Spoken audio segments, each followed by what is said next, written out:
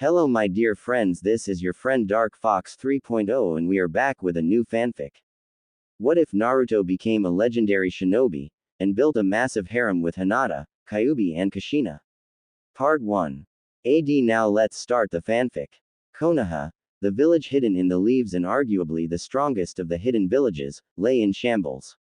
Not at the ambitions of a rival nation, or the chaos of any internal conflict, but at the hand of nature itself, or rather an entity capable of such power and raw destruction that the wrath of nature would be the only suitable comparison. The nine-tailed demon fox, Kyuubi, bared down upon the village. Every twitch of its tails cut the air, every step it took cracked the earth at its feet, fangs the size of small houses shone in the moonlight as the beast tore through the village. Warriors, shinobi raced to meet the beast with the hope of slowing it down, perhaps even repelling it. Foolish as it was to challenge the strongest of the tailed beasts, this was their home and they would defend it. Searing fire rained down upon the body of the beast, illuminating the village with their flames. The beast growled and swung its paw, swatting the offending shinobi like flies. Pillars of jagged earth rose from the rubble, impaling the demon's legs. It merely roared in annoyance, the force tossing all around it to the winds or into nearby debris. Arcs of lightning slammed into the beast's maw with the fury of gods. It merely belched a rain of crimson fire in return, consuming all in its path. Slaughter. This was not a fight, this was unquestionable slaughter, and the simple truth was Konoha would not survive, not if this beast had anything to say about it. Minato, hurry, we can't take much more of this, whispered Sarutobi Hiruzen, garbed in his wartime combat armor and adamantine staff in hand. The god of shinobi could only watch as his village lay ruin at the hands of the raging demon. Leaping into the air, he summoned a giant shuriken and launched it at the nine tails before flashing through hand signs, Shuriken Shadow Clone Jutsu.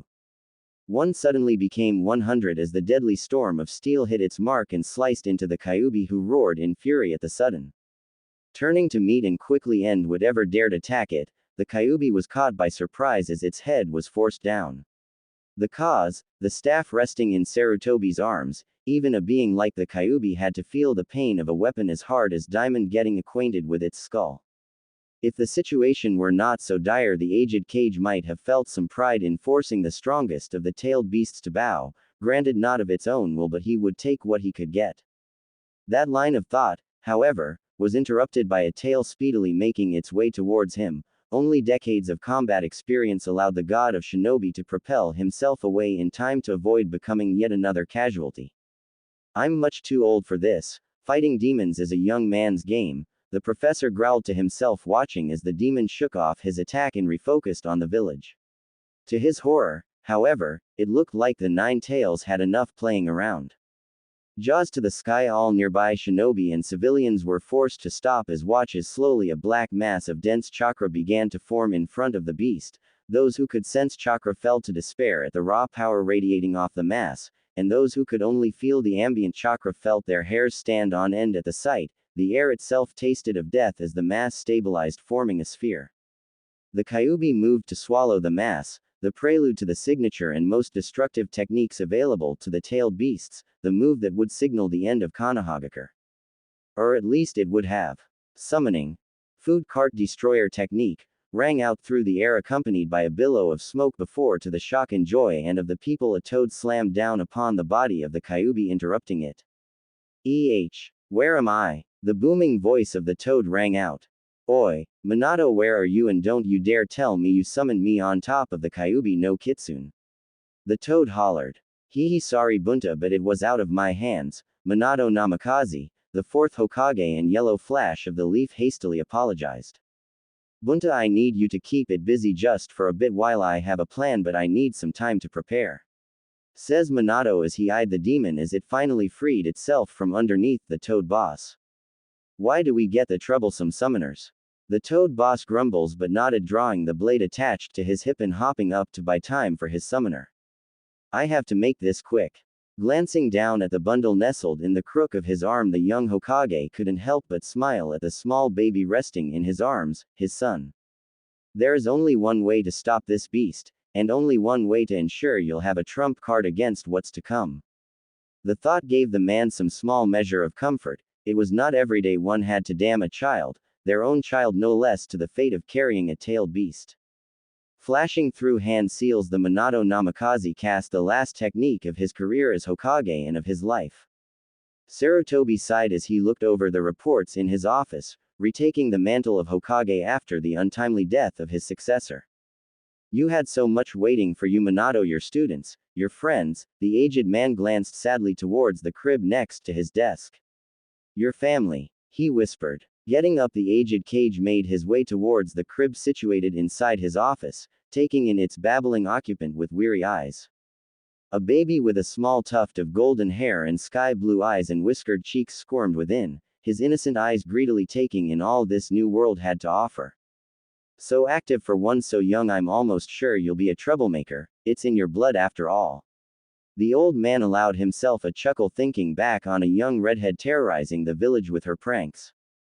Naruto Uzumaki. Hiruzen muttered. He seemed to age the more he looked at the boy, a day-old orphan with a demon of raw hate and malice tucked away inside him. Life could be so unfair.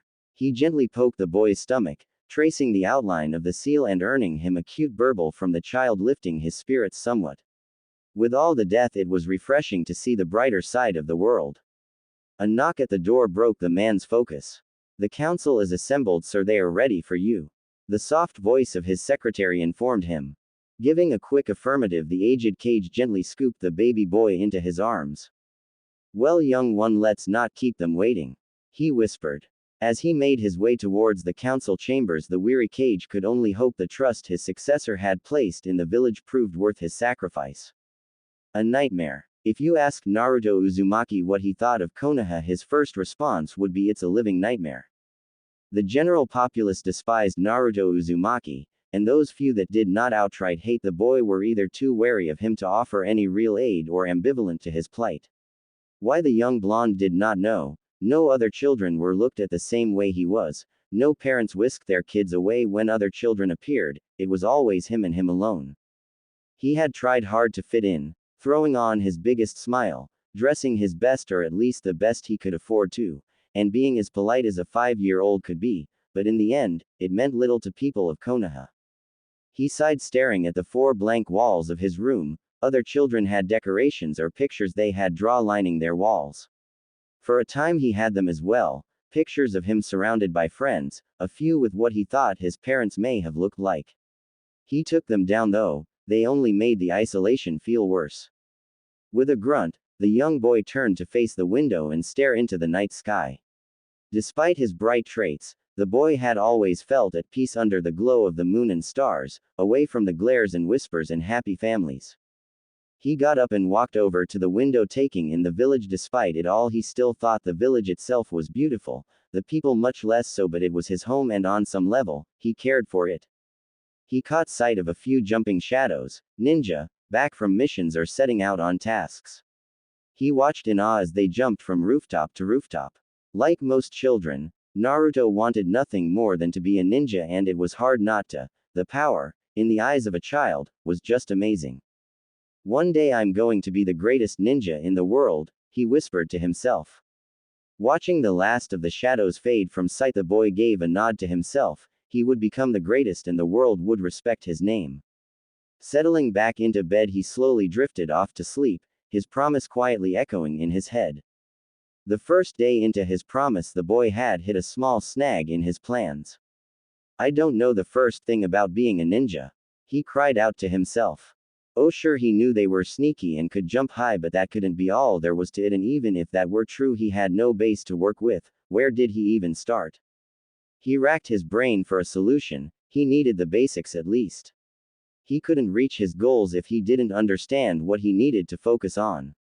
Naruto took a few breaths and calmed himself. Something he'd learned helped him relax when under the glares of adults or the teasing of his fellow orphans. The punishments for acting out were much worse than dealing with a few cold looks or some jeering.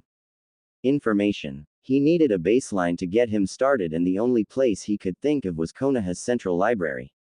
He had never actually been there before. He'd passed by it plenty of times but never felt the need to enter it. The library was located near the center of the village, not too far from the market district.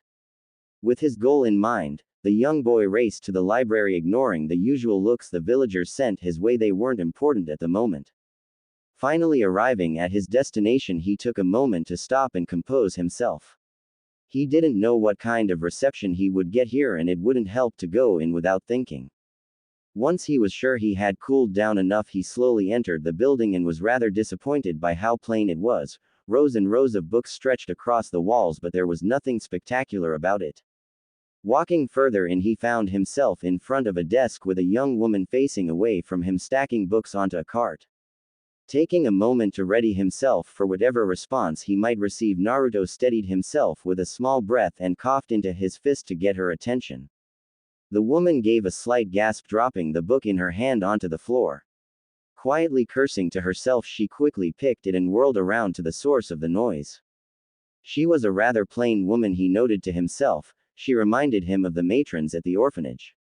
Plain black hair was done up in the popular Harem style, framed a similar pair of jet black eyes hidden behind a thin pair of black-rimmed glasses.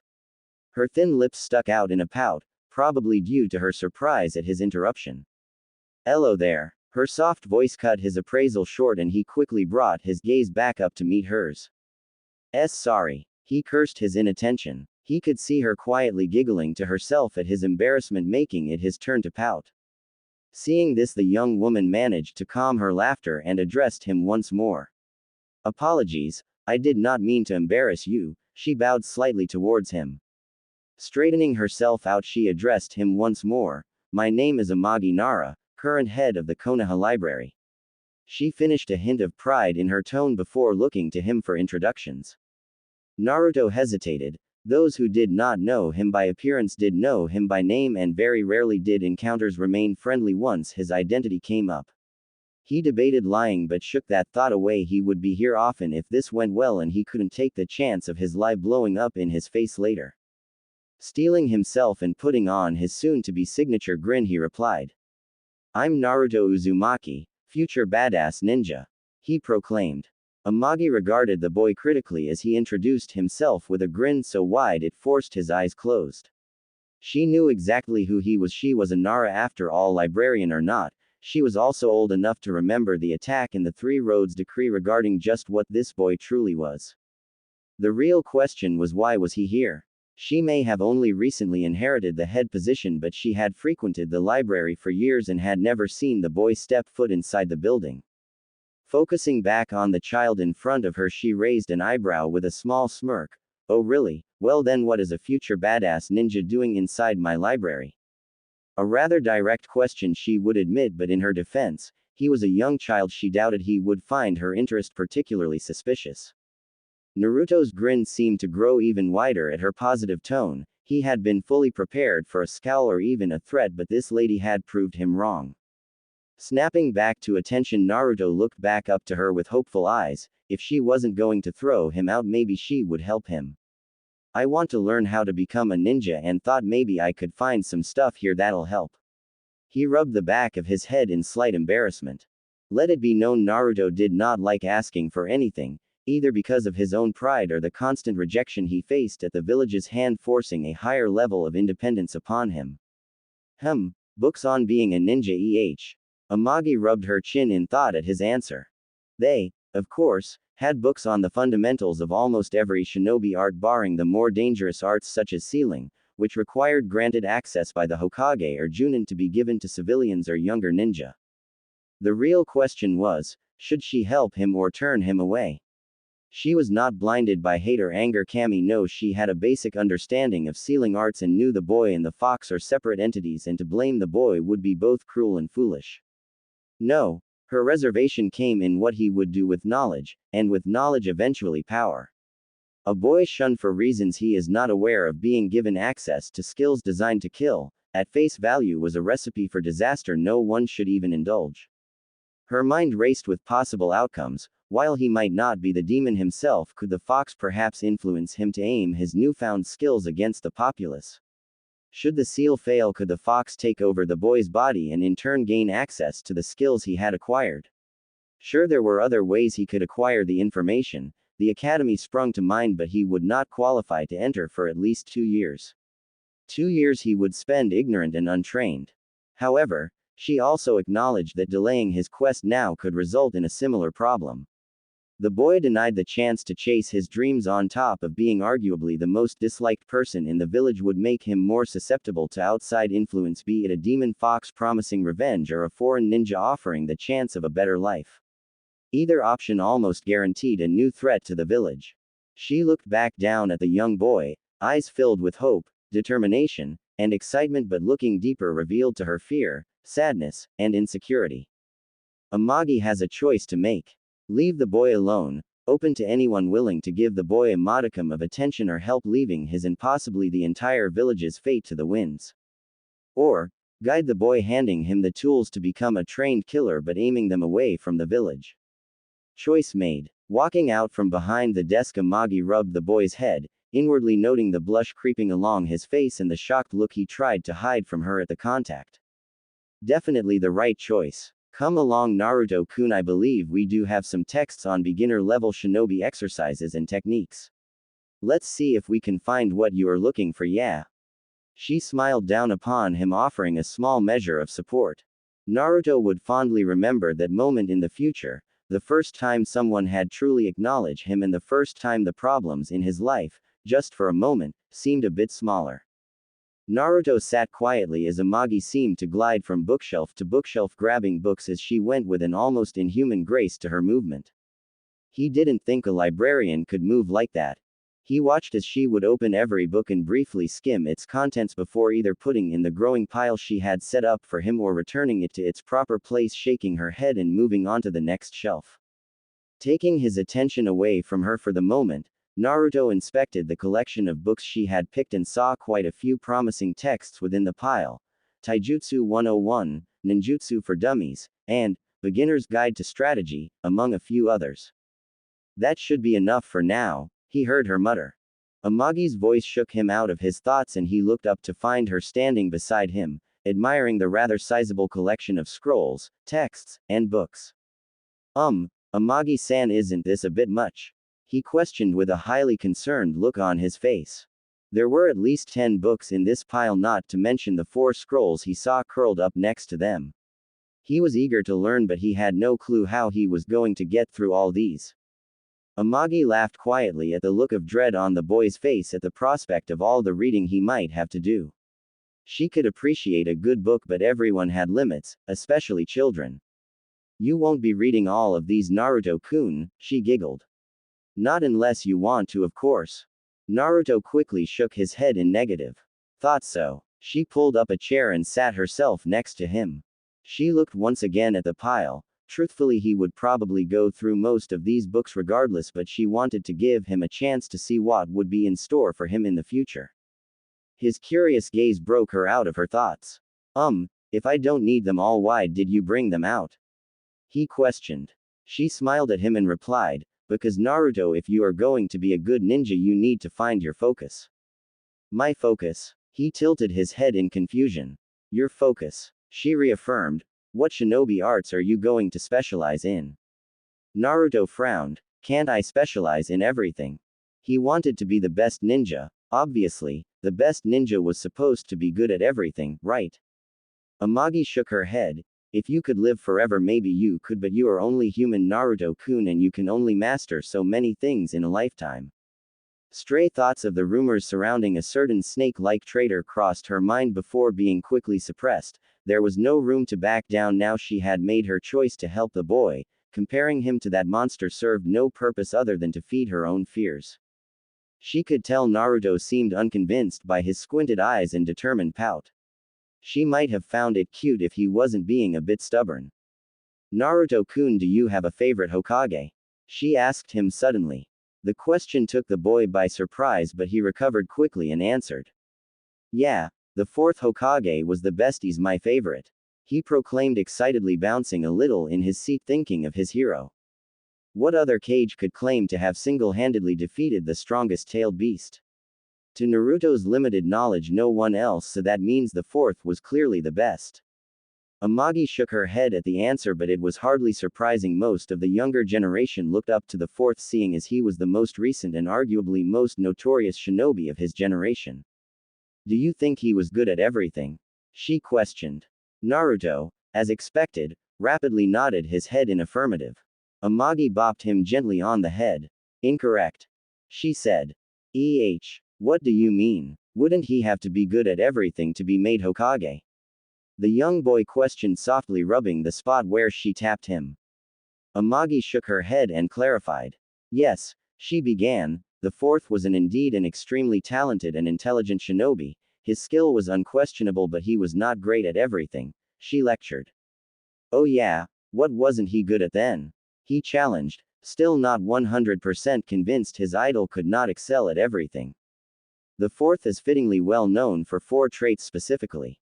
She held up 4 fingers for emphasis, the first being his intelligence, the second his natural speed, the third his talent at jutsu creation, and lastly his mastery of sealing arts. Seeing him following along, she smiled slightly at his willingness to learn, a rare thing to see in children so young. She moved to continue.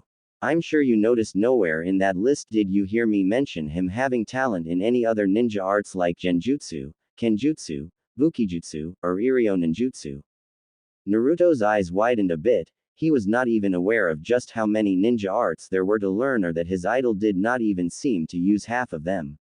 She continued, the fourth was competent in some of these arts, but by no means was he a master of everything. She finished. Naruto sat thinking on her words. He supposed it made sense, but still, hearing your hero wasn't amazing at everything was slightly off-putting for a kid to hear. He supposed mastering everything was a bit too much to ask for. In hindsight, now the Amagi had explained it. Noticing his downtrodden expression, Amagi ruffled his hair again, once again earning a healthy blush from the boy, but no complaints at the gesture. Starved for positive physical attention, she mentally noted. She could only sigh at the walking disaster her village had created. The boy was putty in her hands, and he had met her this morning for Kami's sake. Shaking off those thoughts, she spoke up again. It's nothing to be upset about. After all, if the fourth became Hokage without mastering everything, then what is stopping you from becoming a strong ninja in a similar fashion? Naruto nodded his head, following her reasoning. Better to be a master of 3 skills than average at 5, and if the fourth could become a legend with only a few arts under his cloak, then so could he, damn it. This revelation brought forth a question though: what would he focus on? He clearly wasn't aware of every single ninja art, so how could he choose, and what if he chose skills that didn't fit him? Seeing the boy in front of her frowning at this thought, Amagi decided to help him out a bit. She wouldn't tell him what to study, that was his choice and his alone, but she could guide him a little. Naruto-kun, she called out, bringing his attention back to her. Would you like some help in finding what suits you? Naruto nodded, grateful for any assistance his new friend, internally he hoped she was his friend, could offer. Reaching into the pile, Amagi pulled out 2 books and placed them before him. The first book was rather unremarkable in appearance, a bit worn, signifying either old age or frequent use, perhaps both, and a plain faded white hardcover. Beginner's Guide to the Ninja Arts by Sarutobi Hiruzen was printed along the cover in black text. Simple and to the point. The author sounded familiar to Naruto, but he put that thought away in the back of his mind and looked to the second book she had placed before him. The second book was much smaller than the first and much more worn. Similar to the first book at first glance, it was unremarkable. It didn't even have any text on the cover nor an author, just a black covering that was faded in some spots with the passing of time. A short cough brought his attention back to his companion. Seeing that she had recaptured his gaze, Amagi clarified her selections. The first book is rather obvious, a rundown on almost all the known shinobi talents and their uses. She decided not to mention it was missing the forbidden or banned arts. She didn't need the boy deciding he wanted to master forbidden jutsu after all. The second book, she grabbed the small black book in her hand and held it up, as an older copy of what's known as a bingo book. Bingo book? Naruto asked in confusion. A bingo book, she began to explain, as a book designed to make note of famous or rather infamous shinobi and kunoichi throughout the elemental nations, listing some of their skills, allegiances, known allies, pretty much anything that can be found out about them really. Naruto looked at the little book with much more interest now, but that still begged the question, why was she giving him a bingo book? Seeing his confused expression, she sighed a bit to herself before explaining. The bingo book contains a list of ninja from all villages Naruto, not just Konoha. Every village has its own tricks and unique shinobi that tend to use different arts you might find interesting enough to pursue. She explained. She swore she could almost see an actual light bulb flicker on in his mind. Naruto had caught onto her meaning. Coming to the library showed him just how little he really knew about being a ninja. It was a bit embarrassing honestly, but at least he had a better idea now than when he first walked in. He swore he would make sure to be better informed from here on. Moving past his embarrassment, he glanced back down at the bingo book and replayed what Amagi had told him. If true, then he could learn about styles not even found in his village. He could be truly unique. Grinning, he turned back to face Amagi, newfound determination in his gaze. He was going to become the greatest ninja the village had ever seen. That was his promise of a lifetime. Seeing the light in his eyes, Amagi couldn't help but offer him a cheery smile. Looks like he's almost ready to start on his path, she thought to herself. She wondered where it would take him. Grabbing the two books as she stood, she addressed him once more. Naruto-kun, let's get these two books checked out for you. I'll store the rest away until you have need of them, she informed him. He nodded and moved to follow after her, taking care to put back a few of the scrolls he'd been glancing at while he was waiting for her. Making their way to the desk, Amagi noted down the two texts before handing them over to the boy in a small bag. I don't think I need to ask this, but you'll take good care of those books, won't you, Naruto-kun?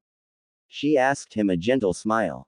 Naruto was not the sharpest child, but he could have sworn he saw the nearby shadows twitching behind her.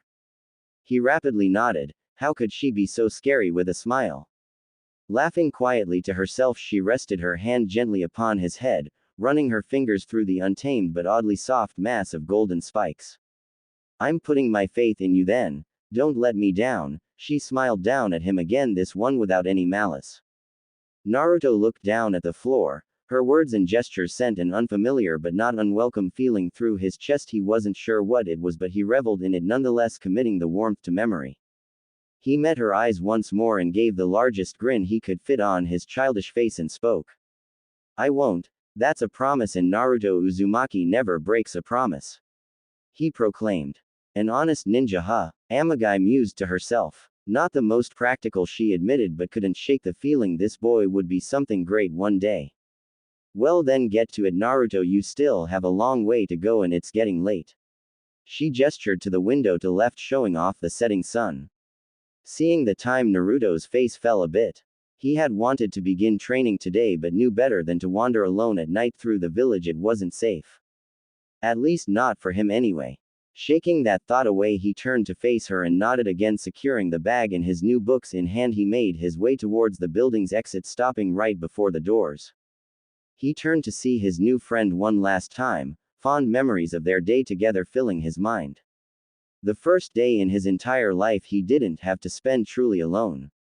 He gave a megawatt grin and waved to her. His grin widened, seeing her return the gesture with a smirk and wave of her own. He decided he loved the library.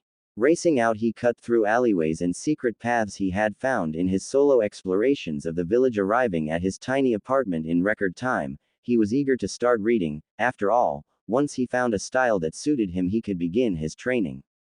Rushing into his room, he dove onto his bed and set out his new books in front of him. He took a moment to decide where he should start first before settling on the white book first.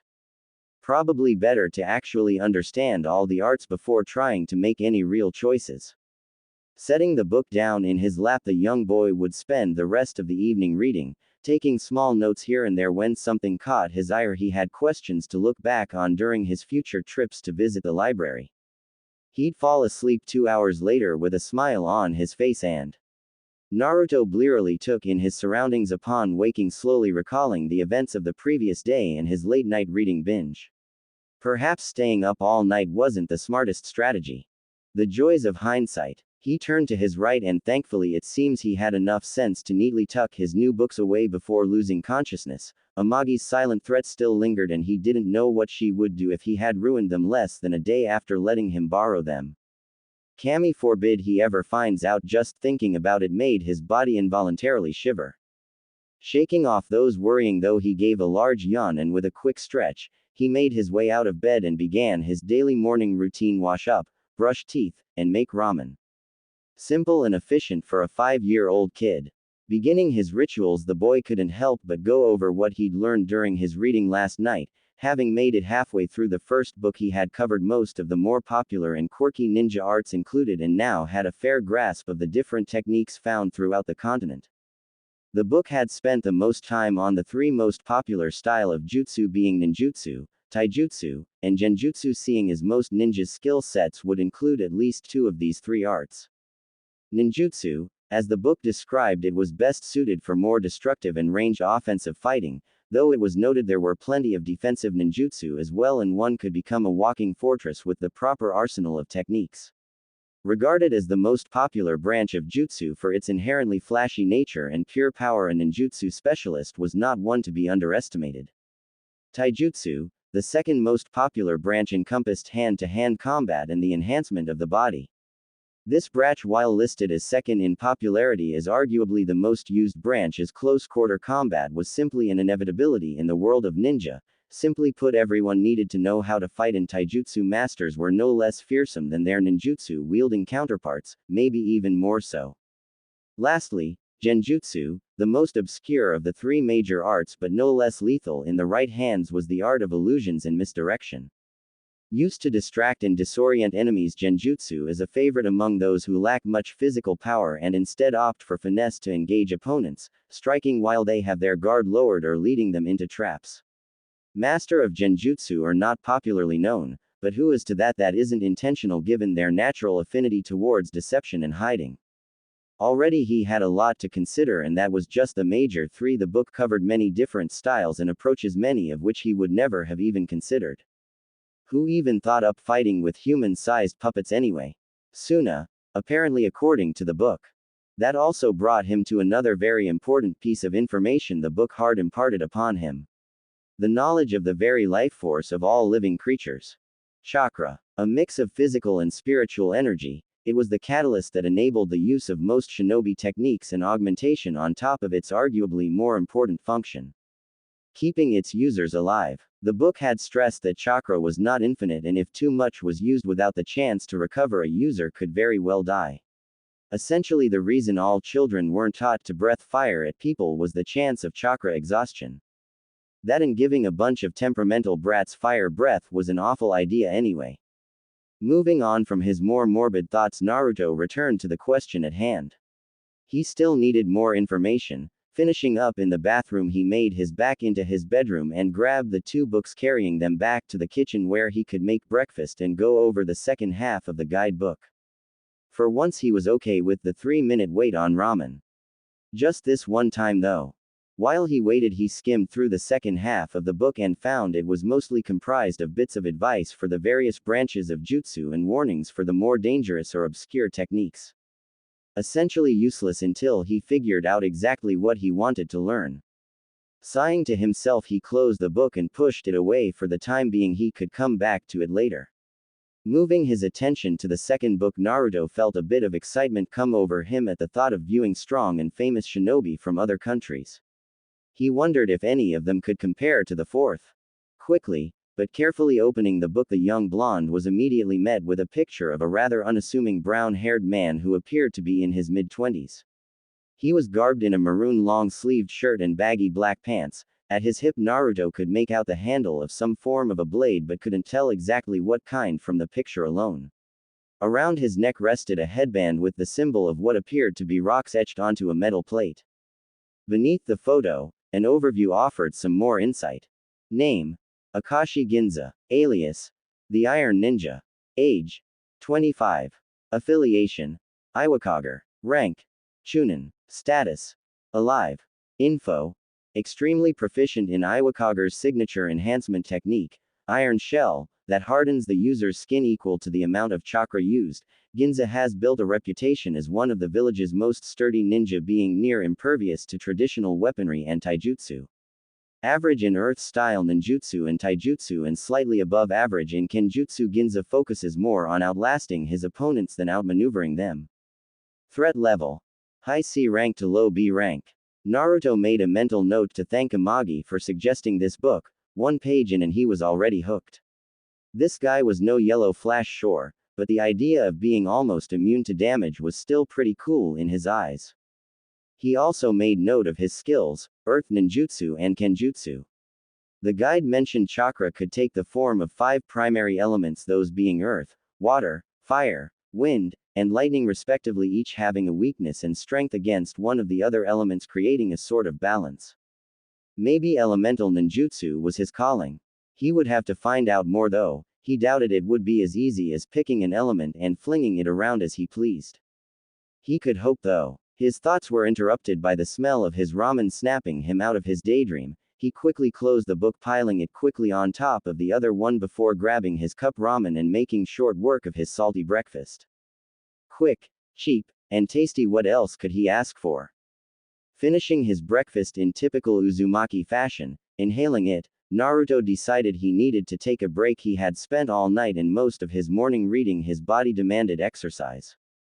Gathering his outfit consisting of a pair of black shorts, a white shirt with an orange spiral on the back, and finished off with a pair of blue sandals, he quickly changed and made his way out the house.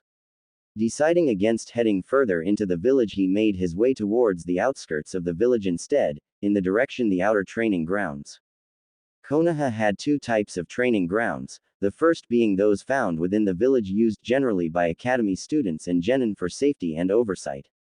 The second being larger ones located outside the village that were bigger but didn't offer the safety of Konoha's walls. These were used by Chunin level ninja and up.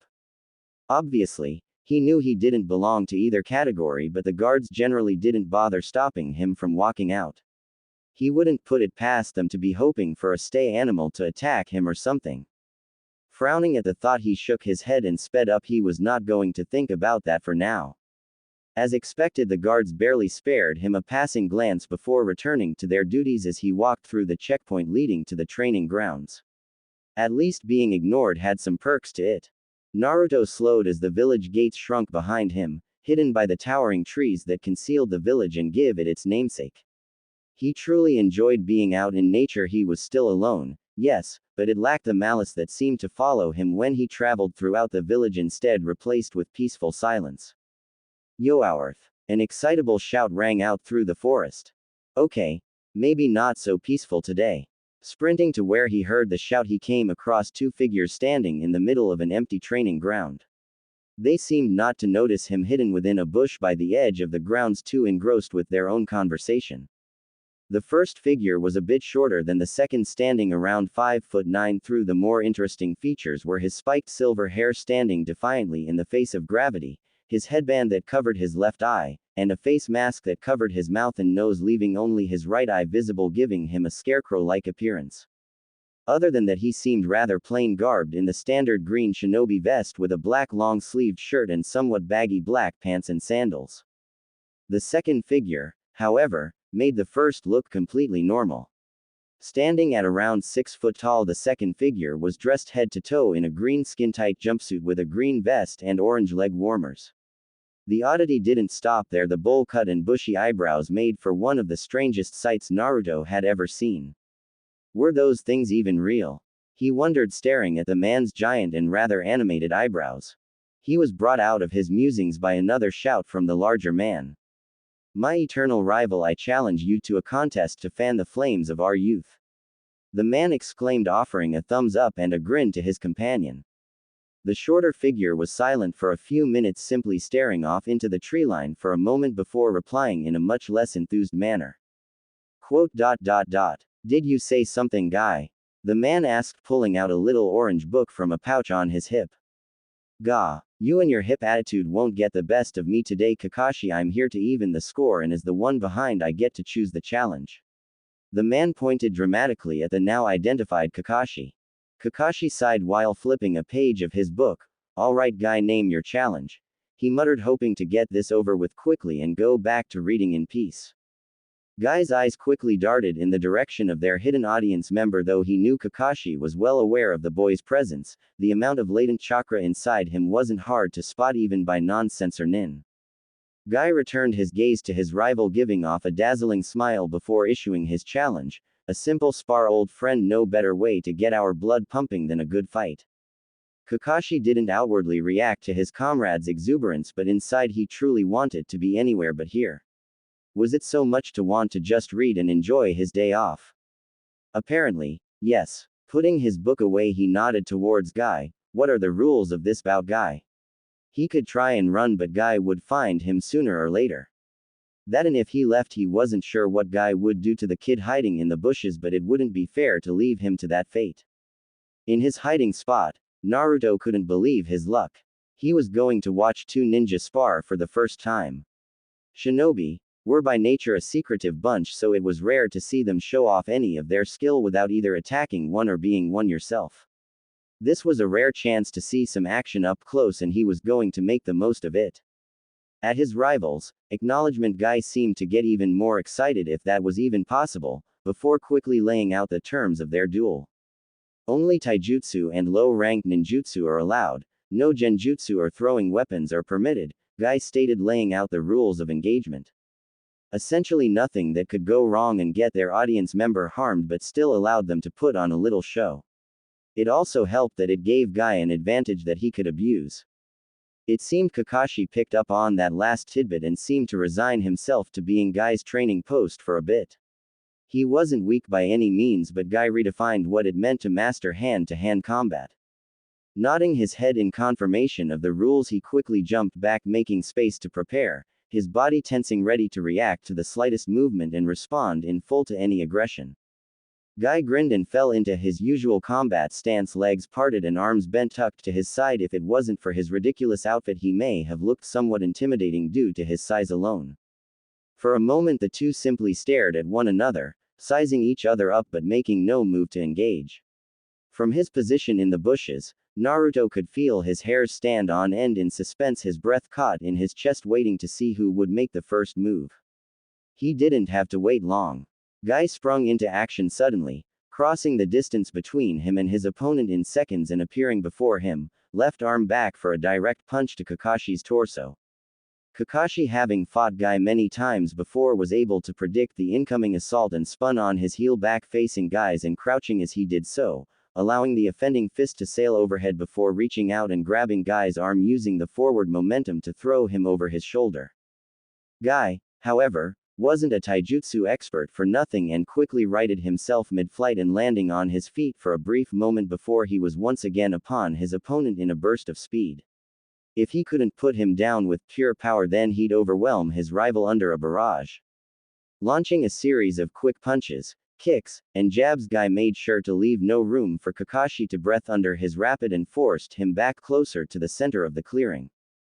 Kakashi grit his teeth in annoyance under his mask. This fight was firmly in Guy's favor, and if this kept up, things they would be tied soon, and that meant even more challenges. He refused to allow it. Seeing an opening in Guy's attack, he quickly dodged under a jab making its way towards his face before kicking Guy in the stomach, forcing him to pause slightly in his attack, creating the gap needed for Kakashi to jump back once again, creating some distance.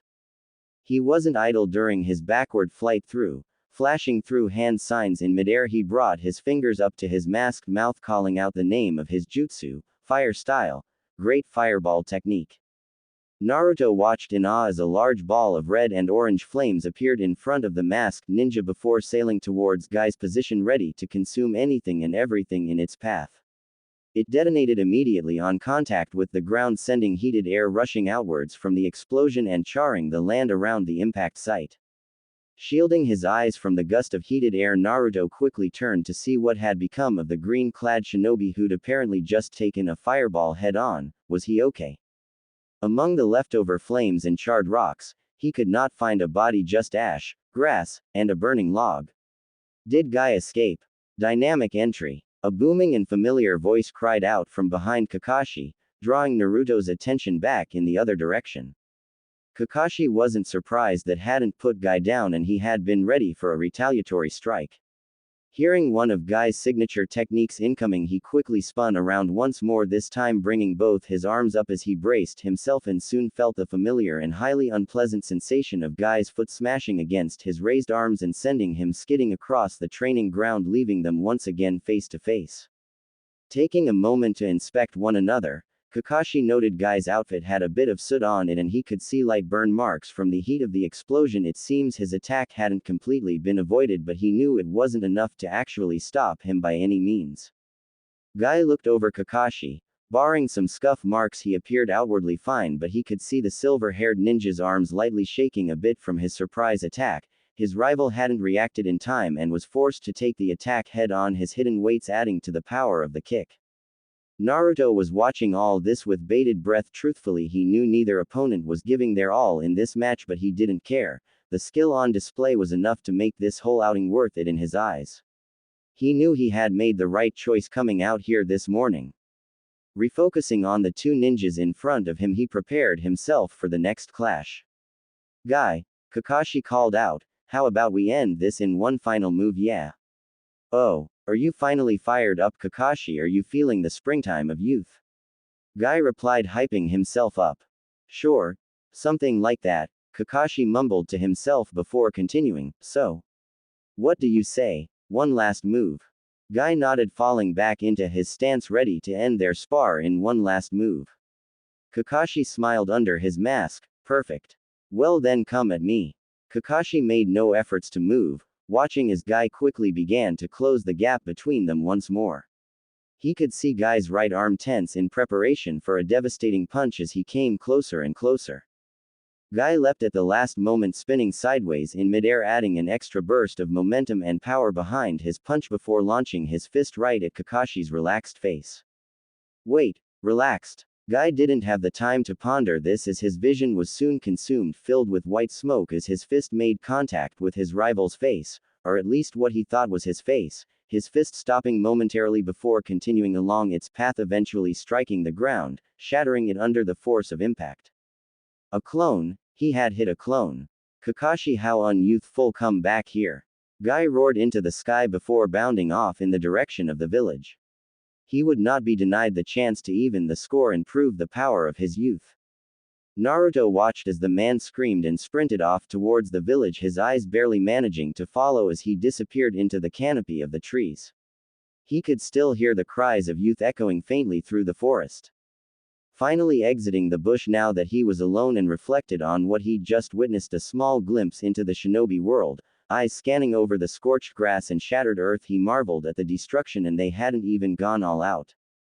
Giddy with excitement, Naruto began the trip home, passion renewed as he imagined himself launching fireballs or cracking the ground with his bare hands.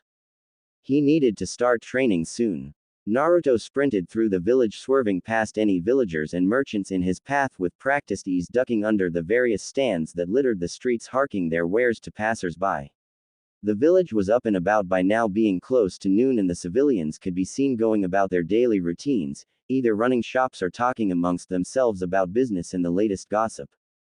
It made for a picturesque scene of peace, a far cry from the rather savage history of conflict that had ravaged the continent in ages past. However, for Naruto, the ongoings to the village were far from his mind. He was too distracted to even notice the sneering faces of a few civilians as he ran towards his destination. The Konoha Central Library. He wanted to talk with Amagai about he'd seen. He bet she would be super impressed by his recount of the fight he'd just witnessed. Fireballs flying, ninja teleporting, creating a small crater with just a single punch. Who wouldn't want to hear about that? It helped that she was his first and only real friend. He had decided someone who was so nice to him had to at least like him enough for that.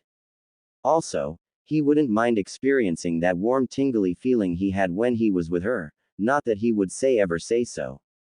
Grinning at his thought, he didn't notice a figure step into his path until he'd barreled right into them, ripping him from his thoughts and sending him sprawling onto the ground. OWWWW. He moaned to himself, rubbing his head in an attempt to soothe the stinging sensation from the collision. Serves you right, brat. Watch where you are running next time. A gruff but distinctly female voice admonished him. Naruto looked up at the offending brick wall he'd run into. At least that was it had felt like when he crashed into them, and was surprised by what he saw. She was the prettiest brick wall he'd ever seen. Purple hair, done up in a single spiked ponytail, crowned her head, immediately catching his attention with its exotic coloration and style. Trailing down, he met her gaze and noted she had honey-colored eyes that were narrowed in what he guessed was irritation at his actions.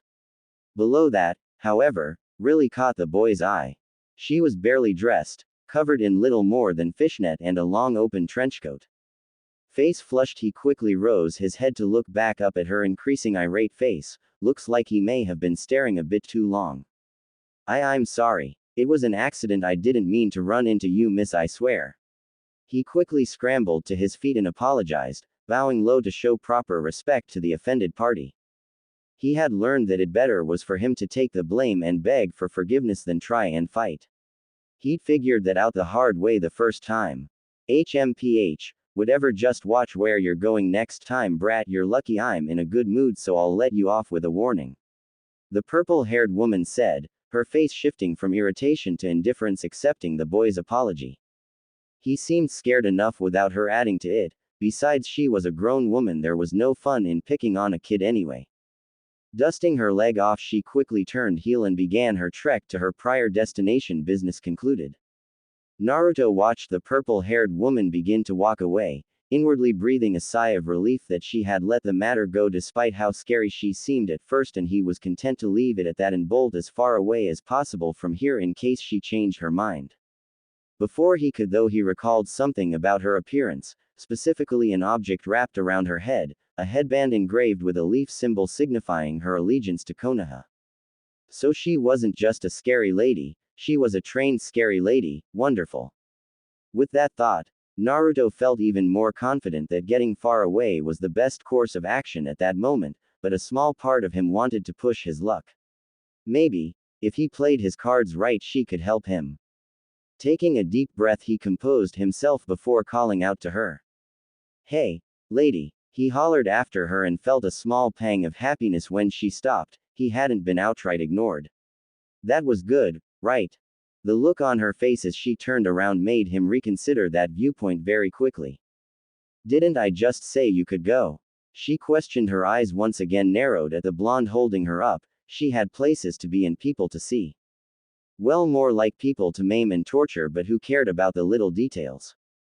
Swallowing the lump in his throat at her glare, he straightened himself, pushed onward. This was for his dream, he couldn't afford to falter. Why, you're a ninja, right? He asked, gazing once again at the headband hidden away under stray locks of her purple hair. I wear the headband, brat, so obviously I am. Now what do you want, kid? She wasn't the most patient woman by any means, and if he didn't have a good reason to be bothering her, she'd teach him to respect people's time with a little game of tag.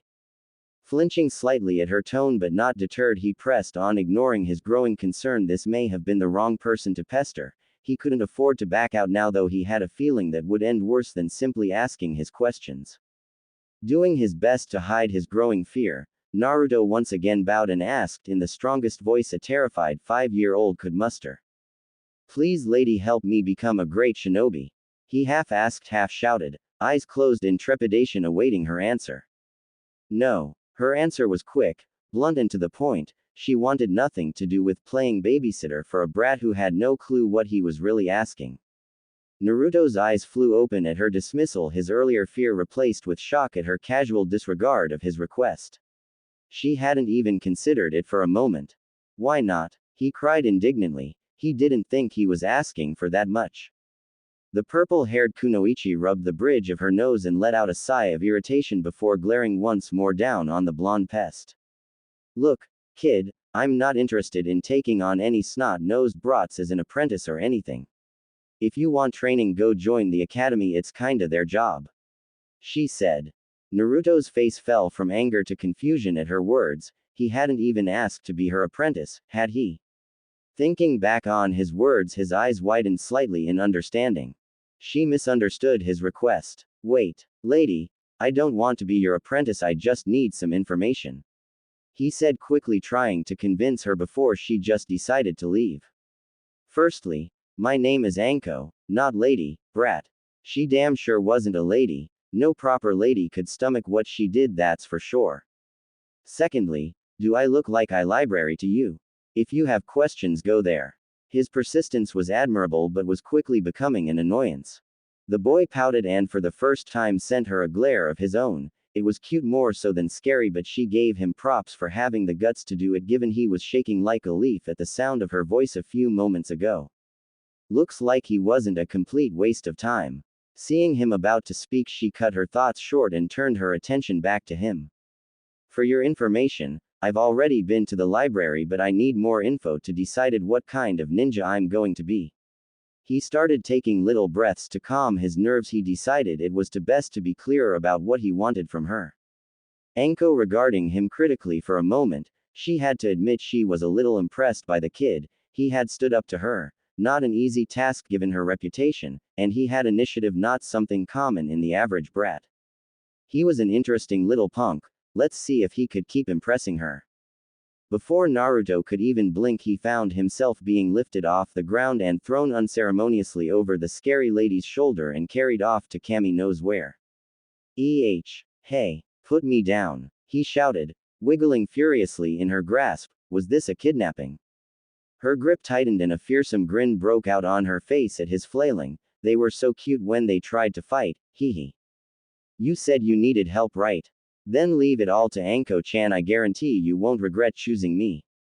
She cooed, laughing to herself as he seemed to fight harder, not at all reassured by her words. Naruto could only sadly lament his life choices leading up his abduction. He should have just left. He would spend the rest of the trip offering prayers to any deity he could think of, while Anko cackled, making her way deeper into the village. A dango shop. He had to admit, part of him was sure wherever she had planned to take him would be worse. This was actually sort of nice if he had to be honest. The smell of freshly cooked dango filled the little shop, and its smaller size and seating booths created a cozy little atmosphere. Maybe he would come back sometime, of his own free will, of course. Finishing his observations, his eyes wandered back to his new acquaintance. Teacher, kidnapper, whatever she was, and found her happily enjoying a stick of dango, munching away like she hadn't just taken him off the street without his consent. He pouted as he watched her eat. She didn't even offer him any. He cleared his throat, trying to break the awkward silence and get this over with as quickly as possible and ask his questions. Anko quietly observed the boy as he took in his surroundings, watching as his eyes darted around, taking in the layout of the shop and its patrons, occasionally glancing in her direction before quickly wandering elsewhere. She decided to allow him a moment to get comfortable before getting down to business. It would make him a bit more relaxed and she could enjoy her food in relative peace. A win-win situation if you asked her. He looked around a few minutes before coughing to get her attention, looked like he was ready to talk. Finishing her current stick of dango, she leaned back and rested against her seat and addressed him. Now that you've got my attention, brat, what kind of questions were so important that you'd decide to stand in my way?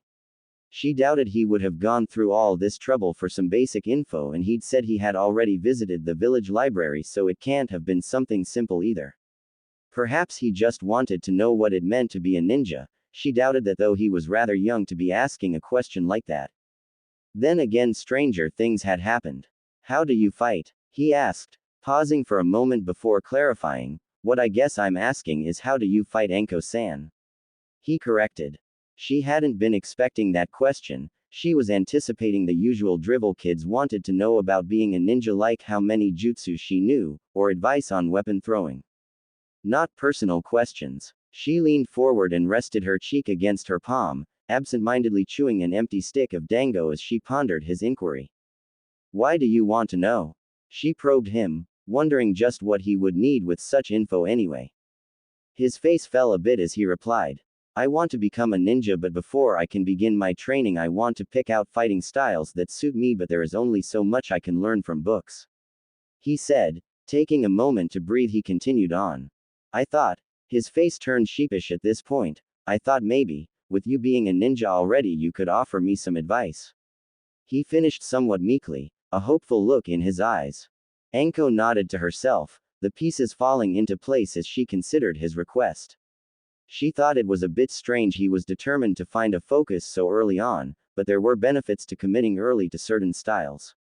He would be able to master his skills faster if he was able to narrow his training down to just what he needed instead of allocating time and energy to less helpful studies and exercises. Before I answer, tell me something, brat. Do you have a rough idea of what you plan to specialize in at all? She questioned. He shook his head in a negative, face falling once again at his own indecision. I've considered both ninjutsu and taijutsu, but they feel overdone, I guess. While he still considered the fight he'd seen this morning amazing, Based on what he knew, a majority of shinobi ended up specializing in either nin or taijutsu. He wanted to be different or at least stand out a bit more. Anko nodded. I see. She said, sitting back up. So you want to know how I fight in order to figure out if you might be interested in learning how to do the same. She summarized, filling in the gaps he'd left with his earlier questions. I'm more a jack of all trades kinda gal brat. I have a little bit of everything under my belt, though I do excel at infiltration and the use of poison. She decided to leave out her talent at assassination for his sake. No need to go scaring him again. Naruto thought on her words. The guidebook had mentioned some ninja fought with poison, but it wasn't commonly used due to extra preparation and knowledge required to be effective with it. Not to mention the danger of accidentally poisoning yourself or your allies. Why poison? He asked. She must have had a reason for choosing it over a more convenient style of fighting. Anko smirked at his confusion. He was clever for his age, but he was still just a kid in the end. Tell me something. If you could take out 5 opponents in 1 move, or 5 opponents in 10 moves, which would you choose? She asked. He answered immediately, 5 with 1 move. Then you've answered your own question, brat, she said. The beauty in poison is that it only takes a little to do a whole lot of damage, allowing you to get the best results while expending less energy. She explained. Naruto muddled over her explanation, and it made sense. The less energy you used to finish a fight, the more you had to use later in a pinch. He would definitely need to consider that in his search. He was brought out of his musings by a flick to his forehead. It seemed Anko wasn't done talking. Sorry, I was thinking. He muttered. Figured. Anyway, brat, while I understand what you are trying to do, I think you are going about this wrong. She said bluntly. What do you mean? He asked. Was she saying this information wasn't helpful? Tell me, she began, what are the key things a ninja wanting to be ninjutsu specialist needs? If you weren't lying about studying up, you should know this. Recalling the information he'd read on ninjutsu and its practitioners, he remembered the book saying a large chakra capacity or high chakra control were essential requirements for anyone looking to become an expert in ninjutsu due to its intense chakra requirements. A ninjutsu specialist needs to have good levels of chakra control and a large chakra pool to be most effective in his branch. He responded. Anko nodded and said, that right, now answer me this, brat, have you actually unlocked your chakra yet? She asked, already knowing the answer. Well no, he replied, but, what does that have to do with finding my focus? He questioned. If you haven't even unlocked your chakra, how can you know what options are and aren't open to you? She pushed. Seeing his widen at her statement, she moved to strike while he was still following her line of thought. Let's say you leave here and don't want to be a ninjutsu specialist, you train yourself completely in taijutsu or some other style not heavily dependent on chakra for a few years before finding out you have a massive pool of chakra to draw from that would make you a monster in ninjutsu. However, you didn't nurture it because you decided too early on that it wasn't for you when you didn't have all the information. She finished. Naruto was kicking himself. How had he overlooked that? The book stressed many ninja arts were reliant or completed with chakra, and he was supposed to figure out what he wanted to do without even having access to his own. Anko, seeing the boy slump into his seat at the revelation, decided to take pity and throw him a bone. If you want some advice, here's what I would suggest. She said, grabbing his attention as he looked for any way to salvage his plans and wasted time. Forget all the focus business for now and instead work on improving yourself first. She said. Seeing his confused look, she explained. You probably won't unlock your chakra for at least another year anyway, not unless someone forcibly opened his pathways, and she wasn't about to do that. She'd done her good deed for the day already, helping him out this much.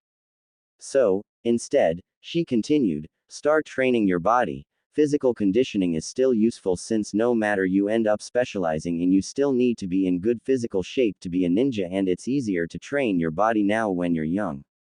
She explained. Naruto pondered her suggestion for a while, weighing up the pros and cons to her advice, and honestly, he couldn't fault her logic. Plus, she was an experienced kunoichi, so she probably knew what she was talking about, having experienced it herself. With that in mind, Naruto hopped out of the booth and grinned. Already new plans started forming in his head. He may not have got what he initially wanted, but he wouldn't complain about all he'd learned today. Turning to face the curious Kunoichi watching him, he offered her a wide smile to express his gratitude. Thanks a lot, Anko-san, your advice really helped. I'll make sure I remember you when I'm the world's greatest ninja. He cheered before rushing out of the store and out into the busy streets of the village, waving as he ran out of view. Back inside, Anko could only laugh at the nerve of that little punk. He had spirit and he reminded her a lot of her past self, so eager and determined to conquer any challenge. She rubbed at her neck, tracing a slightly rougher patch of skin contrasting the rest of the flesh around it. Cammy. It felt like a lifetime ago where her own smile might have been able to match his. Before everything had gone so wrong. She could only hope he ended up in a better place than she had. Naruto smiled as he finally arrived at his originally intended destination. His slight detour, kidnapping at the hands of Anko, while troublesome, proved more helpful than he could have imagined. Not that he had imagined anything good coming of it while he was being essentially abducted in broad daylight. He was still a little bit bitter about the whole affair. No one even tried to stop her. Stupid villagers. He grumbled, making his way inside the library, the twin oak doors shutting softly behind him as he entered and began the search for his favorite librarian. Granted, she was the only one he knew, but even if he knew all of them, she would still be his favorite. Checking the front desk, he frowned upon finding his target missing. He supposed she must be in another part of the library or out reorganizing the shelves. Being the holding place for most of the village's collective knowledge, or at least the non-classified and dangerous bits, Konoha's central library was actually rather large and without proper upkeep would be a nightmare to fix back up. So, with a sigh, Naruto began his trek through the rows towering bookcases, eyes and ears open for any signs of his prey. She had to be somewhere caught up in all these books. He spent the next few minutes searching, pausing occasionally to stop and look around the more hidden away corners of the building before circling back to where he started, his frown growing deeper at his lack of success. I guess she's just not here today. He grumbled to himself. He really had wanted to go over everything that had happened today. There was so much to talk about. He sucked his teeth at the apparently lost opportunity, before freezing as two delicate hands suddenly covered his eyes and a familiar voice whispered in his ear. Guess who? The voice teased. Face rapidly heating at the close contact, Naruto quickly removed the offending hands and spun to face his attacker, with a pout in his best glare. Amagi-chan, don't do that. He cried, trying and failing to hide his embarrassment at being taken off guard. Amagi giggled softly into her sleeve at his pouting face. The boy was just so expressive even for a child. A far cry from Nara clan children who often reacted to everything with either exasperation or disinterest. She couldn't help but tease him a little. She idly noted that they were rather close for two people who had only met the day before. She chalked it up to how open the boy was with her. He wore his feelings on his sleeves and his thoughts came alive in his eyes. It was hard not to be drawn in. She reached out and ruffled the boy's hair, ignoring his indignant squeak and smiling to herself that despite the annoyed front he put on, she could feel him leaning into her touch, a silent demand for more attention. She played with his hair for a few moments longer before removing her hand, pretending she hadn't noticed the slight frustration in his eyes at the departure. To spare him some dignity, she made her way over to her chair behind the desk and gestured for the boy to sit in the spare one next to her. He quickly scrambled onto it and turned to face her. A bit of red still tinted his cheeks, but she saw the slight smile that hinted at his contentment. So, what brought you back here so soon, Naruto-kun? She asked. I wasn't expecting to see you again for at least a few days after you left. At her question, Naruto seemed to snap out of his light daze and he remembered just why he'd come here in the first place. I'm here for two things, Amagi-chan, he said, holding up two fingers for emphasis. Amagi-chan. She hadn't noticed it the first time, but he had called Amagi-chan earlier when she'd frightened him too. She supposed he felt comfortable around her. The thought made her both happy and sad. Happy the boy felt safe enough with her after only one meeting to refer to her so affectionately. However, it saddened her that the boy was so starved for positive attention that he was quick to latch onto people for showing basic acts of kindness. Just how bad were things for him? She doubted she would never really know unless he told her. Frowning at her thoughts, she tuned back in to see the boy looking at her expectantly. Sorry. Naruto-kun, can you repeat what you said? I spaced out for a moment. She said, offering him an apologetic smile. Naruto nodded and moved to repeat himself. I said, I came here to thank you for the books you let me borrow. They were really interesting and helpful, especially the bingo book. Did you already finish them both? She questioned. It had only been a day. Naruto shook his head. No, I'm halfway through the book on ninja arts and I've only skimmed through the bingo book this morning. He admitted. I see. She nodded. What else did you come here for then? She asked. I also came to ask if you had any books on physical conditioning or body training exercises. He said, making his request. Physical conditioning or body training? She repeated to herself. Have you decided to focus on taijutsu? Once again the boy shook his head before answering. I've decided to put off finding it until I have more information about myself. I met another ninja on my way here who suggested I focus on building my body's strength up first. She nodded to herself. She understood now. I'm sure we have a book on training exercises somewhere in that pile I made for you. Give me a moment to find it. She said. Standing quickly, she made her way over to a cart hidden away towards the back end of the rounded desk. Amagi shuffled through a few books before selecting one and making her way back over to him. This one should have everything you need to get started, she said, handing him her selected text. Naruto inspected the book for a few moments. It wasn't as thick as the guidebook Amagi had lent him previously, but it was a little thicker than the bingo book was. It had a solid red hardcover and on it in bold black print were the words, Beginner's Guide to a Better Body, by Might Dai. Besides the author's name, a small indent in the shape of a fist could be seen. Now I should let you know, Naruto, you can only borrow 3 books at any given time, Amagi told him. If you want another one you'll need to return 1 book in exchange, she finished.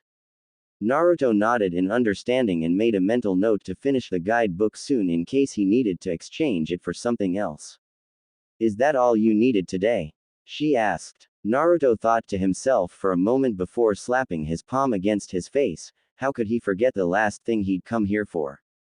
I almost forgot, Amgai-chan, I also came to tell you about what I saw this morning, he said excitedly, bouncing up and down in his seat in barely contained excitement.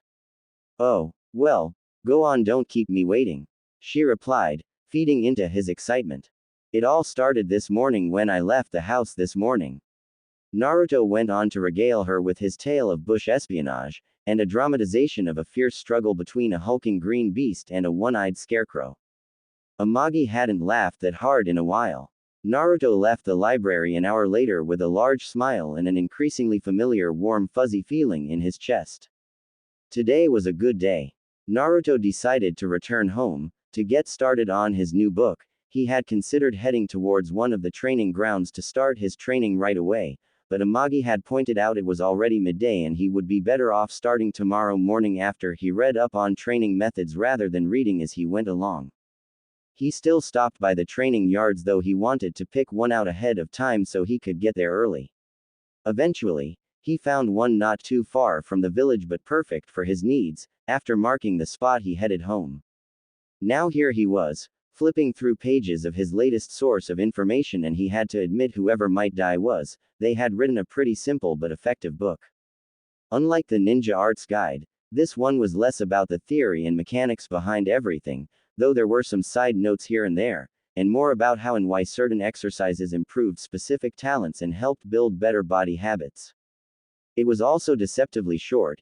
Each page wasn't filled to the brim with text and definitions as he'd expected, but rather visual aids on how to perform certain stretches or movements to get the most out of training. He'd actually managed to finish it before nightfall and was now creating a training schedule for himself as the book had recommended, stressing it was better for the body to have a routine than to just bounce from one exercise to another with no patterns. That was another thing he liked about it. The book was filled with warnings about the dangers of bad forms and practices, providing him with the means to avoid damaging his body needlessly. With the advice from the text, he had managed to put together a beginner training schedule for himself until his body was ready to handle the strain of more intense workouts. Wake up. 7 a.m. Perform warm-up stretches. 10 minutes. Laps around the training ground. 6 laps. Rest. 15 minutes. Crunches. 3 sets of 25, 2-minute rest between sets. Push-ups. 2 of 15, 2-minute rest between sets. Squats. 3 sets of 10, 2-minute rest between sets. Rest. 10 minutes. Practice proper punching technique. 50 punches with each arm. Practice proper kicking technique. 50 kicks with each leg. Rest. 5 minutes. Laps. 1. Crunches. 2 sets of 10, 2-minute rest between sets. Push-ups. 2 sets of 5, 2-minute rest between sets. Squats. 3 sets of 5, 2-minute rest between sets. Cool-down stretches. 5 minutes. Looking over his schedule, he was a little concerned about the amount he would have to do, but he wanted to test his limits and he could always adjust it. He couldn't handle it. The book had mentioned weights but informed him that younger users should wait until they were a bit older to begin using them to avoid stunting their growth, so that was off the table for a while. The book also stressed his diet, and this was the one point he wanted to ignore with all his heart. He needed to cut back on ramen. He absolutely loathed the idea of not having his favorite salty food constantly, but the book was adamant a healthy diet would ensure the best possible results and help reinforce his body. So far books hadn't led him astray, so he would do it. Under heavy protest though. Noticing the time, he decided it would be best to prepare for bed. Sleep was important and he had a feeling he would need all the rest he could get starting tomorrow. Oh, how right he had been. Waking up at 7 wasn't that bad. He would have liked more sleep, but he was also pretty excited, so it hadn't taken him long to get ready and make his way over to his selected training grounds. Once again the guards made no move to stop him from wandering off, so he arrived fairly quickly once he located the trail he'd left the day before. It would probably get faster once he fully memorized the way over.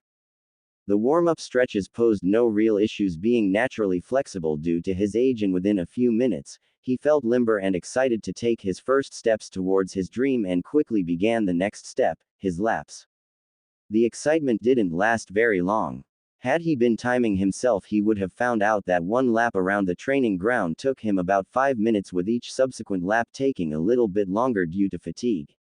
It took 12 minutes to complete the 4th lap, and his legs and lungs burned from the non-stop running.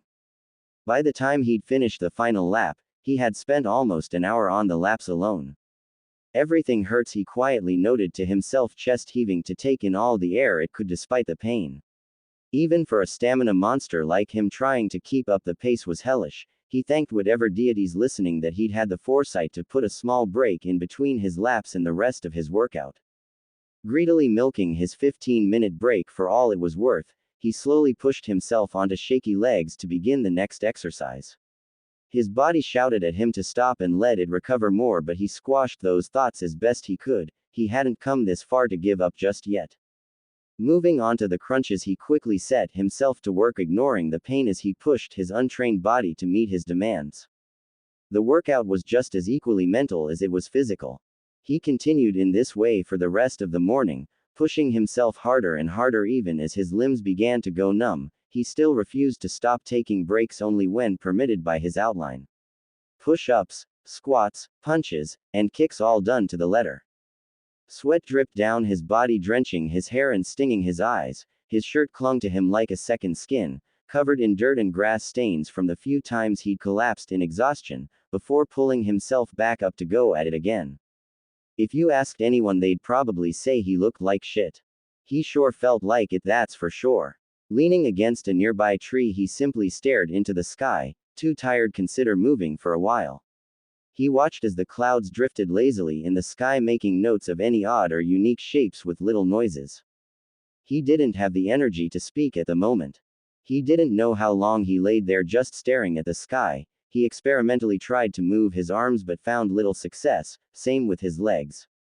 So alone he sat with his thoughts, and he had a lot to think about recently. He thought about his dream, to be the best ninja ever, and for the first time he wondered what that would look like. Different images of an older him in various outfits and equipped with various weaponry flashed through his mind mentally, occasionally grunting out his approval or disapproval of a certain look. He then thought about the village and its people, the cold looks and harsh whispers he'd been exposed to for as long as he could remember. He had tried to apologize for whatever he had done to earn their hate. He'd tried to be better, more polite, more welcoming, but nothing had ever worked. In the end, he was always alone. He hated it. Sometimes he even admitted quietly to himself he hated them. Could he really claim to love the village if part of what made the village what it was were the people who shunned him? Could he love a place that didn't love him back? He never noticed the tears that slowly leaked out of his eyes at his darker line of questioning. He was too tired to fight them and too upset at them to care. He couldn't hold the mask up all time. He couldn't pretend to be happy forever. He needed to let it out at some point.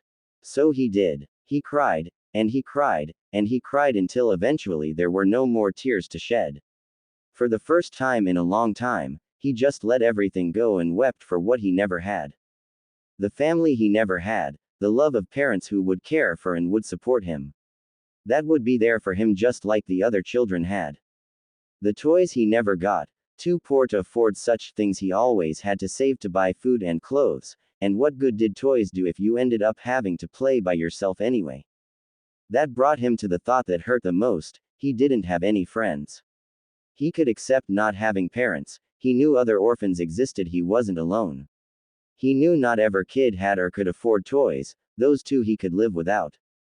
But, friends, it seemed everyone but he could have those, could have someone to laugh with and share his secrets. It wasn't fair. Why couldn't he have those? Why was he the one always left out? Why was he always the one that had to be alone? He clenched his teeth, his dirty hair shadowing his eyes as negative thoughts swirled violently in his head. It's why he hated coming home to his little empty apartment, its dirty walls staring back at him, almost taunting him. With no one to talk to, he could only sit and think, and the more he thought, the lonelier he felt, and the lonelier he felt, the angrier he got. He wanted to be anywhere else right now. He wanted to run and never stop running until he didn't have to think anymore. Until his heart stopped hurting. He couldn't, though his body refused to obey, refused to listen to the one last thing he demanded from it, too spent to give him this one small comfort. So, instead, he had to remember. He remembered the endless sea of glaring faces. He remembered the unending taunts and the jeers from adults and children alike. He remembered the broken windows and vandalized walls he would come home to after a long day out, and the hours he would spend cleaning while passers-by laughed at his misfortune. He remembered the warm feeling in his chest the first time someone had truly acknowledged him. That someone had looked upon him, not with scorn or indifference but warmth and understanding. Someone had opened their arms to him without malice and gave him a place where he experienced something he never had before. The feeling of being wanted. Amagi had never turned him away. In fact, she had gone out of her way to help him repeatedly. She believed in him when he spoke, never once doubting him, or mocking his dreams. She had been a true friend to him. His first real friend. His tear-stained cheeks stretched wide, his earlier thoughts being beaten back by the sheer force of his positivity. A damaged but true smile settled on his face. Things weren't perfect, but they were starting to get better one step at a time. Calling on all the strength he could, he slowly and shakily raised his clenched fist above his head, inch by painstaking inch, until his arm was fully outstretched above the tallest spike of his hair. Through grit teeth, he repeated his promise to him. He would be the best damn ninja this world had ever seen, or die trying, and he would make the whole village recognize him for it. That was an Uzumaki promise. 1 month. It had been 1 month since he started his training. Every morning, rain or shine, Naruto made his way over to his secret training ground and worked himself until his muscles burned and his bones ached. Often he had to drag himself back home through sheer force of will before collapsing. It was the most grueling thing he'd ever done, and he was somewhat ashamed to admit he'd considered throwing in towel more than once. He was still a child after all. But he'd made a promise that first day. He swore to himself that no matter what, he would become the best and prove everyone wrong. He would make them see just how great he was. His resolve only strengthened once he started showing slow signs of improvement. About a week and a half in, he had noticed he was able to maintain his running pace for longer during laps before falling off. He was less tired at the end of every set and collapsed far less frequently than he had when he'd first started. By the end of the 3rd week, he had become accustomed to his routine, no longer struggling to get out of bed in the morning, and he completed all his assigned exercises much quicker than before. However, His training had given him some odd revelations about his body that he couldn't really explain, mainly in regards to how his body healed. The training guide explained the basics of how muscles worked and why he experienced pain after a hard training session. Essentially, his muscles were tearing and repairing themselves as he pushed them past their usual limits. This process resulted in stronger muscles but temporary pain as the muscles took time to heal from the tearing. His concerns had come in just how quickly his body seemed to recover from this process. The guide mentioned that for beginners, depending on how hard they push themselves, it can take anywhere from a few days to about a week to shrug off the initial aches and pains of training. Somehow, he had managed to almost completely recover overnight. The morning after his first training session, he'd been mostly back to 100%. Sure, he had been slightly sore the following morning, but nothing like how the book had gone through length to warn him about. He'd asked Amagi if she had any clues as to why he seemed to heal so quickly. Being his primary source of information besides books, he had initially been worried that maybe he wasn't pushing himself hard enough, so his body wasn't responding properly. She had quickly waved his concerns away on that idea though, especially after he had shown her his training plan. While she couldn't offer him an explanation as to why he seemed to recover faster, she reminded him that every person's body was different and perhaps he just happened to possess a quicker healing rate than most others. He'd been a bit skeptical of that answer, finding it too convenient, and so he decided to find a way to test and see just how much faster he could recover in comparison to a regular person. In the quiet of his home, he took a kitchen knife and made a small cut on the tip of his finger, just enough to draw blood, and waited to see how long it took for the cut to heal. The bleeding stopped in less than 5 minutes, the wound closed in about 10, and he couldn't even tell he had been cut after about half an hour. He had then asked Amagi how long it took her to recover from a similar minor injury. She had told him about a week for a complete recovery. That was a lot longer than he'd been expecting, and it only made him more curious. It was one thing to heal quickly, but this seemed to go far beyond anything he could think of. He had tried looking into the few medical books the library had available, but they were far too advanced for him and he wasn't really sure what to even begin looking for in the first place. So, with a heavy heart, he put his quest for knowledge in that area behind him until he was more equipped to delve into the inner workings of the human body. On a more positive note, a faster recovery meant he could accelerate his training, something Amagi had pointed out to him much to his joy, though she had made him promise not to push himself too hard. He didn't have it in him to deny her request, especially not when she asked while playing with his hair and giving him that sweet smile of hers. That was a low blow and they both knew it. He swore could feel the smugness radiating off her when he'd finally broke and given her his word. She was crafty for a librarian. Shifting his thoughts away from his bodily questions and cheeky librarians, Naruto decided to head out for the day and just walk around the village. For the past month, other than the training grounds, he had only really visited 3 other locations, those being the library for new books and to visit Amagi, the bathhouse to help rest his body after training, and Ikrakus for his 1 bowl of ramen a week. He was still protesting that. Either way, he hadn't really had the time to just walk around the village, and since he finished training early today, he might as well go see if anything interesting was going on or if the traveling merchants were selling any special wares from other villages. With his plans for the day finalized, he quickly packed his supplies away and set out to explore. Boring. There was literally nothing here he hadn't already seen before on his previous trips through the market, and nothing of value that warranted spending his hard-saved money. There were a few well-known con artists that swung into town from time to time claiming to have limited one-of-a-kind items to trick idiots and little kids out of their money, but he had long since stopped indulging them. Let it be known, growing up an orphan had made Naruto rather reluctant to part with his money for anything he couldn't fully see the use or value of. Giving up on finding anything useful or interesting, Naruto decided to head to the park not too far off from the market district where parents often left their kids while they went shopping or ran their stores. Konoha Park, or Little Root Park as it had come to be known, was the oldest and most popular park in the village. Partly due to its proximity to the village marketplace, but also because rumor had it the Shodai had created the trees that made up the small forest found within it as a symbol of peace. A place for children to be happy and protected, a place untouched by horrors of war. Whether or not that information was actually true remained a mystery, but the idea itself created a sense of pride and community in the village, and so the park was very well maintained and popular because of it. Naruto decided he would walk along some of the small trails that wound through the other edges of the park. He didn't want to attract any unwanted attention from nearby parents with his presence. It wouldn't be the first time angry mother or father dragged their kids away mid-play session because of him. Shaking those negative thoughts away, he started along a dirt path, absent-mindedly weaving between the trees and rocks that dotted the trail as he walked along, swatting away the occasional bug that decided to get a bit too close for his liking. Nature had always made Naruto feel at home, there just wasn't anything like it to the blonde. The sunlight peeking through the gaps in the trees brought the forest to life in an almost mythical way that just he never saw anywhere else in the village. Closing his eyes, he took a moment to just enjoy the experience, the gentle but sweet aroma of the wildflowers, the sturdy but unnaturally smooth texture of the trees, the soft muffled sounds of someone crying. Wait, crying. Naruto's eyes snapped open and he listened more closely, doing his best to tune out the buzzing of nearby insects and distant shouts of the playground children. He strained his ears, searching for what he'd heard.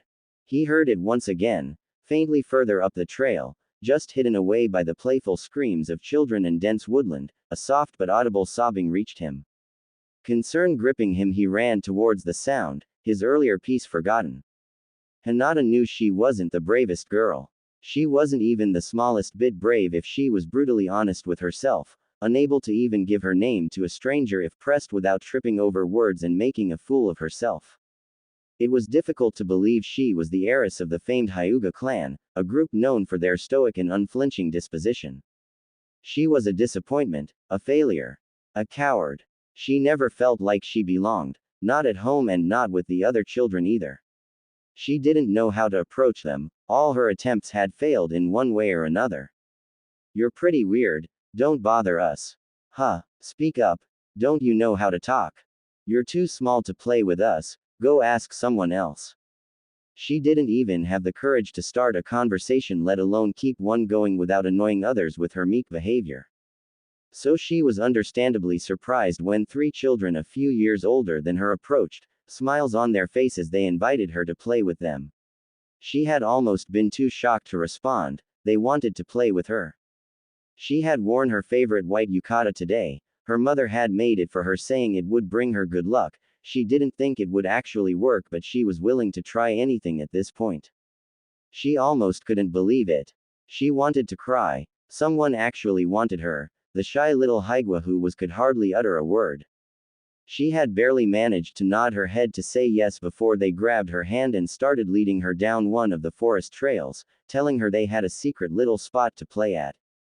She wasn't supposed to go into the forest, her parents had warned her it wasn't safe unless she was being supervised. But she didn't want to lose this chance, just once she wanted to play with the other kids and laugh with them instead of watching from the sidelines. So she let them lead her through the dense grouping of trees, past the tall rocks and off the path, to a small open clearing hidden away. She turned to face her newfound friends, looking to them for instructions on what to do next. She never had anyone to play with before, she didn't know what to do and she was afraid of disappointing them with her awkwardness. They stood behind her, much closer than when they had approached her, smiles still on their faces. But she couldn't help but notice they wore a different kind of smile, not the warm ones they had greeted her with, but a cruel smile, one that promised mischief and trouble. What are we going to do now? She stuttered. She didn't like their grins, they made her uneasy, but she squashed that feeling. They were her friends and she would trust them. Oh, we've got this really fun game called Mud Bomb that you'll just love. The one closest to her answered, a brown-haired youth with a gap in his teeth. Suddenly the other 2 boys flanking him darted forward and grabbed her arms, locking her in place. What are you doing? She cried. Let me go. She could feel her heart pounding as she struggled, trying to get out of their grasp, but their grip held tight, keeping her in place, laughing at the big, wet tears leaking from her eyes as she panicked. Kami, are you really a Hyuga? The one standing in front of her sneered. To think Kento-sensei told us you guys were one of the strongest clans in the village, but all I see is a big baby. He taunted. He bent low and scooped a pile of wet dirt and gunk into his hand, shaping it into a deformed but clearly ball-like shape. I said we were going to play mud bomb and I meant it. Now I think I don't need to explain how this works. He said, laughing at her frightened look at the mud dripping between his fingers. Please don't. She begged. She wasn't a vain girl, she didn't care much about clothes or wealth, but this outfit was special to her. She couldn't bear to face her mother if it got ruined. She wept loudly, the sound of her crying bringing pause to three boys who looked at one another uncertainly. They hadn't really expected her to break down crying like this when they had grabbed her. Before they could make any further decisions, they were interrupted by a shout behind them from a familiar blonde-haired boy. Hey, you better leave her alone, he yelled, running into the clearing, glaring at the three boys ganging up on the scared girl. His words seemed to shake the leader out of his stupor, and he glared at the smaller youth challenging him. You better beat it, brat, or you'll be next, he said, trying to scare the blonde off. I'm not going anywhere, and if you lay another hand on her I'll beat you black and blue, that's a promise, Naruto said, clenching his fist to emphasize the threat. Fine, if you want to save her so bad then you can take her place. The boy gave a battle cry and hurled the mud ball in his hand at Naruto suddenly, catching him off guard.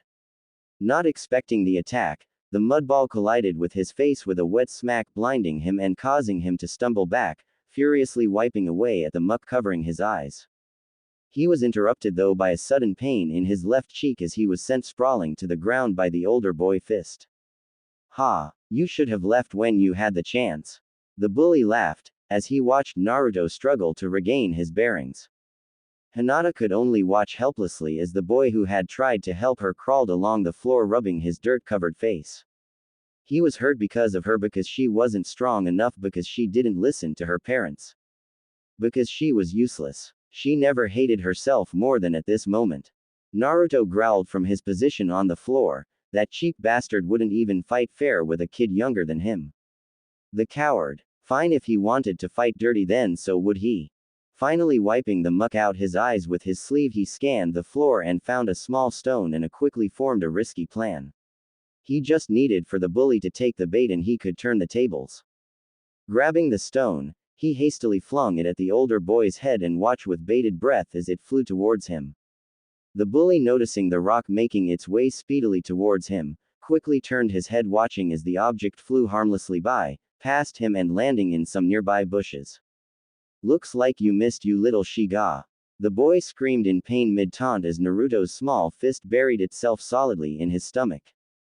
Naruto smiled to himself at how well his distraction worked. He had hoped the elder boy would spend too long tracking where the rock went that he would leave himself open and giving him time to land a surprise hit. It was a bit of gamble though. If the body hadn't kept looking he would have been ready, and he wasn't sure he could beat the boy in a straight fight. His gamble paid off. He now needed to act quickly. Naruto knew one punch wouldn't put the boy down for good, and he needed to act before his buddies figured out what was going on and tried to lend any assistance. Following his punch up, Naruto raised his leg with as much force as he could and slammed his knee right into the crotch of his opponent, taking silent satisfaction in the pained scream the boy let out. That'll teach the smug prick to throw mud in his eyes.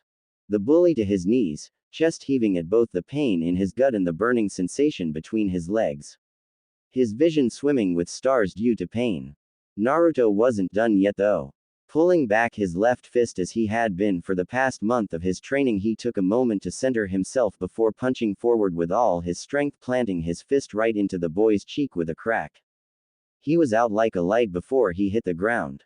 The rest of the onlookers watched in shock as the dirty-faced blonde stepped on, and over his unconscious opponent, his piercing blue eyes made more intense by the dirt and grime dirting his face. Who's next? He growled out. The two other boys looked down at the blonde and their unconscious friend for a few moments before letting the small girl go and booking it, dragging their buddy along the way as they hightailed it away from the clearing.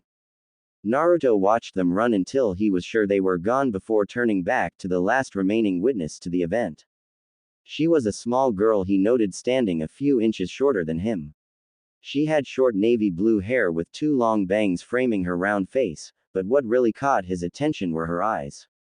He'd never seen lavender-colored eyes before. Hinata stared at the boy who had saved her, putting himself in harm's way without hesitation and for no reason other than to help her, a girl he didn't even know. It reminded her of the stories her mother would read to her before bed, ones about the hero defeating all the villains and rescuing the beautiful princess before falling in love and living happily ever after together. Here was her prince, his whiskered face covered in slime and mud with dirt staining his clothes, breathing heavily from his earlier encounter and a bruise where he'd been hit by the older boy. And staring right at her with the most beautiful blue eyes she'd ever seen. She felt her face heating up and heartbeat quickening the longer she looked at him. She felt like she was going to faint at any moment. For a few moments, the two just took each other in, a peaceful silence falling on top of them as they inspected one another carefully, taking in every little detail. Eventually, the silence had to be broken.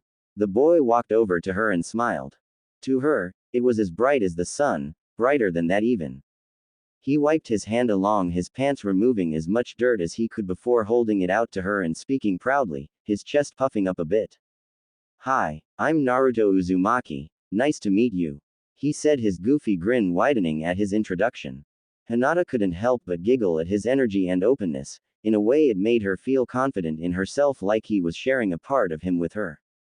She gave a shy smile in return before reaching out and taking his larger hand in hers. Hello, I'm Hinata, Hinata Hyuga.